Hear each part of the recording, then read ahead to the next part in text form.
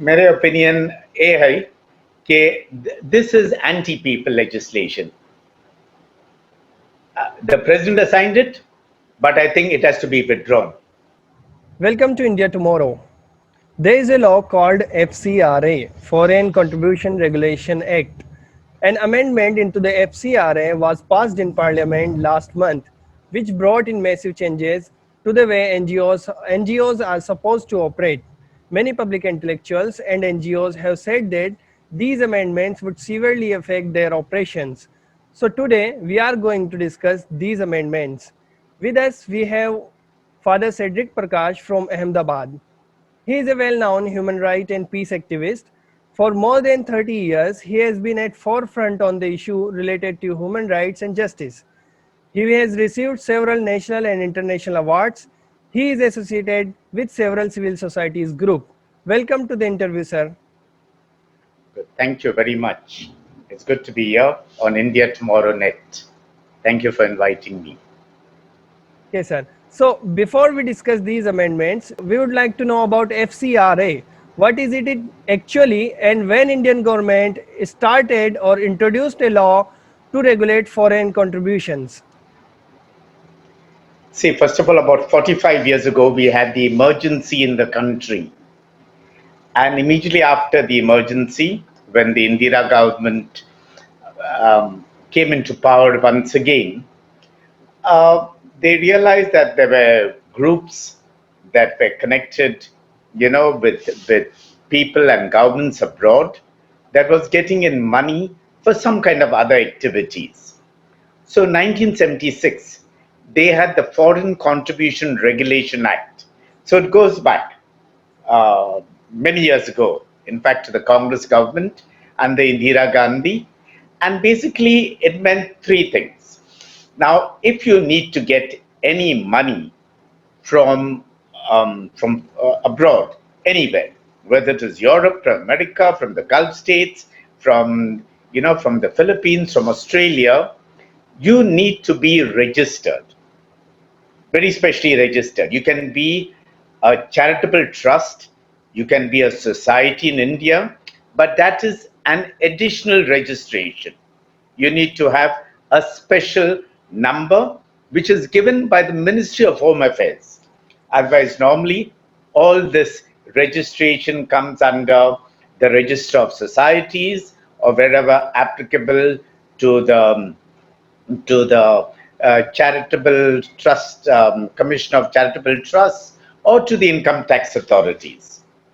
Now, in that way, thousands of NGOs got themselves registered to receive this amount of money from abroad. Now, there were conditions.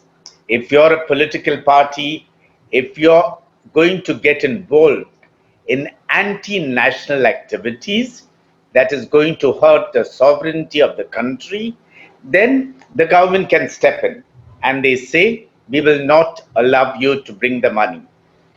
This continued for several years. In 2010, there were amendments, but now in 2020, on the 22nd of September, there were the most serious amendments to the Foreign Contribution Regulation Act. As you mentioned, these are related to NGOs, and many NGOs, especially smaller NGOs, have said that these amendments would affect their operations. So our Yeah. viewers also like to know that what are NGOs, what they do, and why they are important to our society. See, most of the NGOs, non-governmental organizations in the country, are simple, ordinary charitable trusts. They work for the good of society. They provide charitable services, medical services. They provide, help the poor to come up in life. They provide maybe agricultural services, different kinds of services. There are some NGOs, of course, that get involved in what is written in Desh Ka Sanvidhan mein, in the constitution of the country, which is justice, liberty, equality, and fraternity. इसमें देश का संविधान में लिखा है. It is very, very clear. Yes. okay, in the constitution of the country. And they feel it is definitely within the purview, it's not anti-national, it is keeping with it. So they work for the rights of the tribals, the Adivasis, they work for the rights of women, they work for the rights of the Dalits, the scheduled castes, they work for the rights of minorities in the country. There are several millions of minorities. All these groups, whether it's a registered organization, receiving money legitimately from abroad, and doing excellent work in the service of the country. The government, we know, cannot reach everywhere, but these NGOs, non-governmental organizations, Swaichik Sanstao, these voluntary organizations get money from some well-wishers, donors, benefactors, agencies from abroad, different parts of the world, and provide services to those who need it most in the country, the poor people, the marginalized people, people without education, healthcare services, दीन दुखिया के लिए, okay, दरिद्र नारायण के लिए, गरीबों के लिए, ये सब के लिए तो सेवा कर रहा है. So, what kind of these foreign contribution? What is foreign funding? Is it money or it is something else? See, it is mainly money. It's come to the bank, but there is also, you can get assets. Somebody can donate to me hospital equipment. My अस्पताल करने के लिए इधर ग्रामीण विस्तार में I am trying to do a hospital, and someone from England can say, I will send you all the laboratory equipment. I will send you all the sophisticated equipment which you need and which you cannot easily get in India. So it comes by ship. Can be foreign contribution in terms of assets. And in the past, some have been getting vehicles, some have been getting tractors on different kinds, and even food grains. The church, like I belong to the Catholic Church, we were working to the Catholic Relief Services, which was based in Delhi, and the Catholic Relief Services of the United States was working all over the country. So under the government, United States government PL 480 scheme, we used to get shiploads of grain, bulgur, anaj, tel, milk powder for the poor people in the villages and in the slums. And it was coming to the Catholic Relief Services and distributing by church-based organizations in the rural areas and in the slums to the poor people of the country. Nutritional food. Okay. So, now tell us about the new amendments. What kind of amendments these are, and what parliaments are trying to change in the FCRA? The new amendment which came out in the FCRA bill, now it is law 2020, which was passed on the 20th of September and now signed by the president, is very serious. It is literally going to be the end of many small NGOs doing excellent service in the country. And this is for us a very serious issue. There are at least there are different compliances for this. Okay. Now, for example, it had come out earlier. What are you using the money for? Okay, we want to know. And it had come out earlier.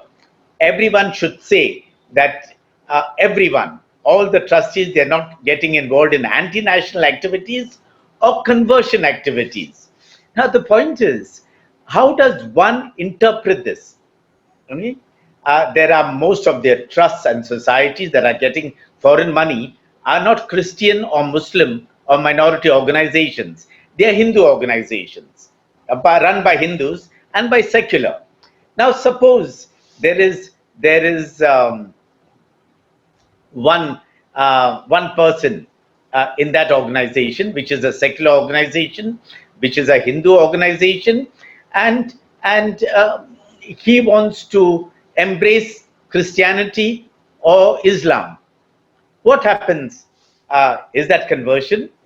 He's a trustee, yes, but over the period of time, he's not indulging in it, but he changes his religion. And that is the right. We have Article 19 and Article 25, which gives every Indian citizen the freedom of speech and expression and the freedom to preach, practice, and propagate one's religion. Now, saying this for the FCRA is definitely in contravention of these two freedoms, both of speech and expression and so on. Then there is the whole question of administrative expenses, which clearly says that not more than so much percentage, about 20%, can be spent on administrative expense. Now, this is going to be a serious blow to serious research, to documentation, to salaries, to travel for any NGO. Because one thing is, all this. Now, suppose I'm a professional, I go from a city to a village every day, I incur some expenses on travel. Now, for years, every NGO in the country, everyone puts it, has costs which are there for the project. Reaching a destination is not administrative cost per se, but is used in order to provide maybe drinking water in a village. I am a professional. I am a technical expert. We need water in a village. We are going to do some wells. We are going to do some canals, clean drinking water. स्वच्छ पानी नहीं जरूर है पीने के लिए. Okay? But, so we have to pay the professional fees. Now suddenly the government says that is not the actual cost for building the well or building the canal. Now this is ridiculous. We need a professional. We need a professional engineer. We need a water diviner. पानी कहाँ है शोधने के लिए? That is the water diviner will tell you. एक गांव में एक जगह में तो पानी तो मिल सकते. Okay. So what is important is that this is serious. It will be a major blow to organizations in terms of salaries, professional fields, utility bills, electricity. I'm running a small office. I'm using the computer. Okay, I'm using the internet. I'm using electricity. Now, this is actually the actual costs which go for the empowerment of people, directly to the people. I may be using it, but I need to do research. I need to use data. Now, here is a media organization. We are on a Zoom. It is going to be live. Okay. Now, the government will suddenly say this cannot be calculated as the actual cost of a project. These are separate and you cannot use more than 20%. This is ridiculous. Then there is this, the other thing which the government wants to control and to put down certain activities. Now, in that sense, only those who subscribe to the government point of view will get a chance to function in the country. If I speak about Desh ka Sanvidhan, okay, if I speak about the constitution, if I speak about the right to freedom of speech and expression, if I speak about the Adivasi rights, Dalit rights, minority rights, women rights, child rights, immediately the government, suppose I'm fighting against child labor, okay, बाल मजूरों तो काफी है भारत के अंदर. Okay, now, and if there is a powerful man involved belonging to the rural party, immediately he will say that I am using it against the country. So there will be a thing.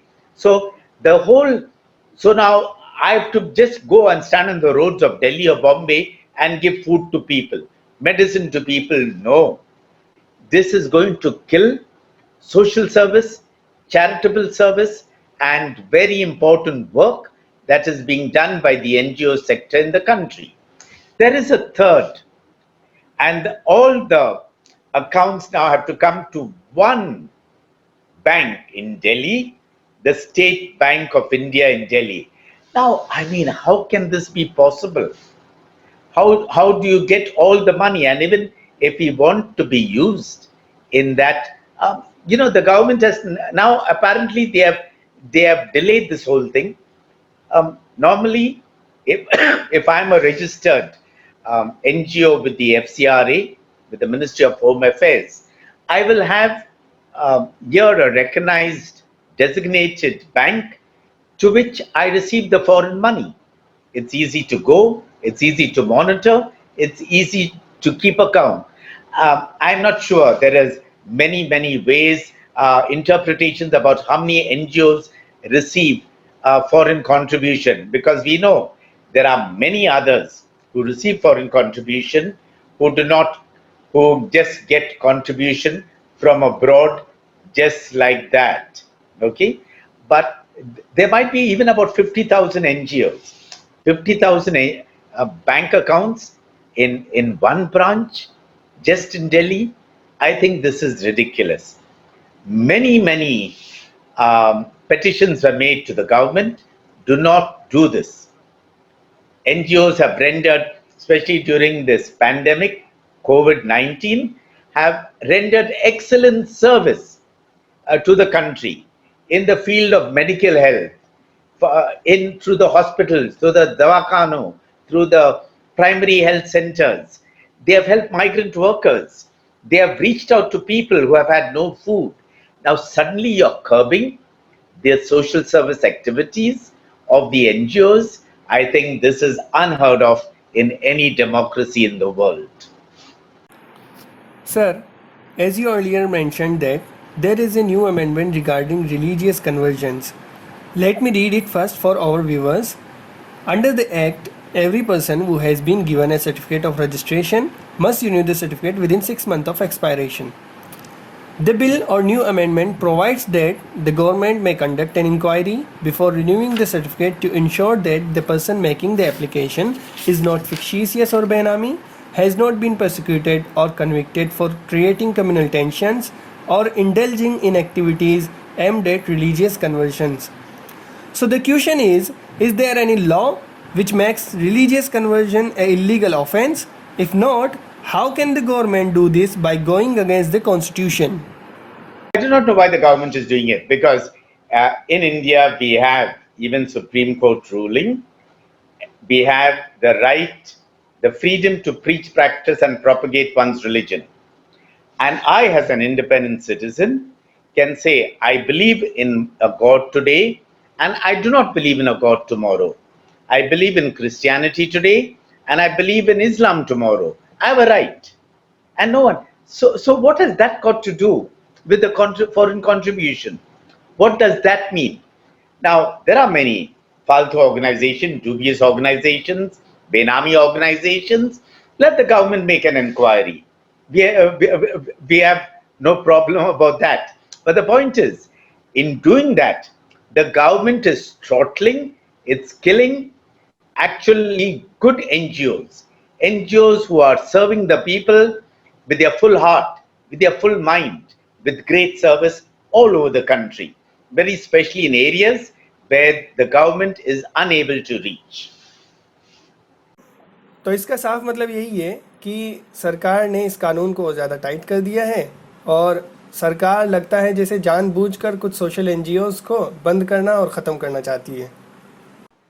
Yes, definitely. Then the law has Voluntary Action Network India has said it is a whole network of NGOs in the country. There are many others, and once you start, like for example, Amnesty India had to close down because the government froze the account. The government did not allow them to get money from abroad, and they were doing excellent work in the country. Amnesty International does a lot of good work all over the world. What about Greenpeace? Greenpeace was concerned about the environment, the way the forests are being cut down. Now, a classic example, good example, is how the Maharashtra government has shifted from the array forests that loco shed for the Bombay Metro, which is a very good thing to save the forests. And these are NGOs, these are individuals, these are concerned citizens who are working for the good of the country, They have the country in their heart. They have the country in their blood, in their veins, in their soul, in their spirit. And they want the country to become better. They want India to develop, to progress, that every Indian has dignity, has equality, has fraternity, has justice and freedom, liberty. So when it comes to business groups and political parties, there are no such laws which regulate their funds in this way. So what do you think about this? I mean, that is the hypocrisy of the whole system. If I'm a big corporate sector, I have to do trade. If I import something, even a machine or a plane like the Rafale jet, isn't that not foreign contribution? Huh?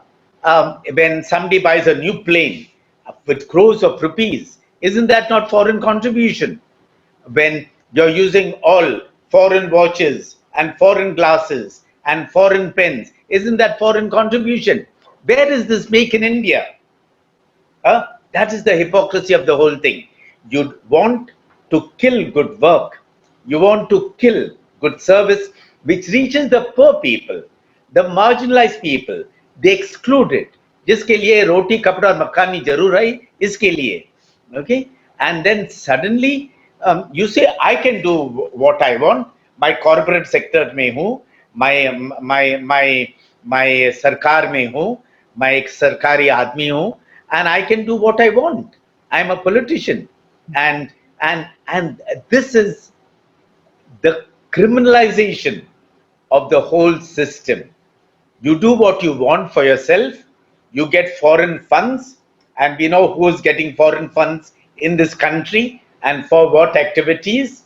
And I think if the government is open and transparent, the government should be able to show very clearly who's getting the money, how much, and for what activities they are doing. But they are very selective. They are very selective. Okay? They know how to pick and choose. Right at the beginning, from 1976, Indira Gandhi did not want the political setup to get foreign money.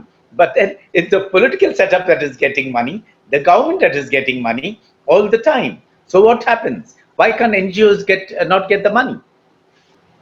Okay एक और नया amendment है sir transfer of foreign contribution के regarding Yes, right, right. जो FCRA registered NGO है जो contribution ले रहा है वो स्मॉलर एनजीओज को फंड अलाउ नहीं कर सकता है तो Right. आपने बेसिकली पहले भी बताया कि बहुत सारे रिसर्च ग्रुप्स है एडवोकेसी ग्रुप है जो दूसरे एनजीओ से फंड लेके काम करते हैं तो रिसर्च और इस तरह के फील्ड वर्क और जो डाटा एनालिसिस पर काम करते हैं उस तरह के एनजीओज के लिए किस तरह से ये इफेक्ट करने वाला है? Right, definitely. So sometimes there is a bigger NGO which will be working with smaller groups in the villages, Gramya Vistar mein, in the gaon mein, okay? And it is important for the work to continue there.